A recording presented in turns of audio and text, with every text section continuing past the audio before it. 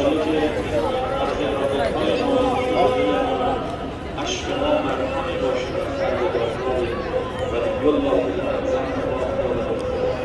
اما میخوایم عرض ارادت کنیم به ساحت مولای مهربان حضرت سلطان سید مرتضی علی بن موسی رضا علیه السلام بازنده زیارت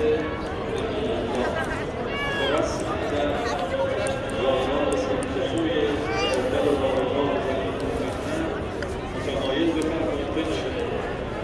یکی از برنامه‌های بزرگی به دست جمعی زیارت‌های امین‌الله هست که برکات زیادی داره این دست جمعی یک صاحب نام با این تکبیر که یک سلامم را اگر پاسخ بگویی میروم لذتش را با تمام شهر قسمت.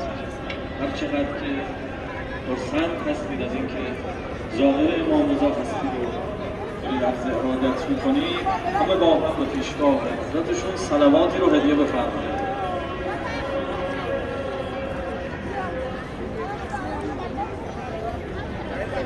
الله الرحمن الرحیم پیغمبر رحمت و خدایی جلوه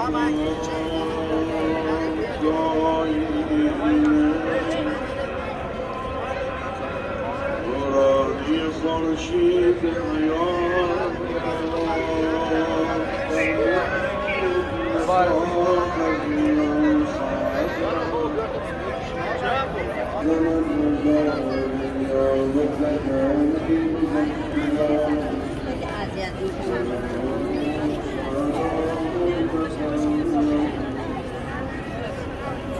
السلام عليك يا أمير الله في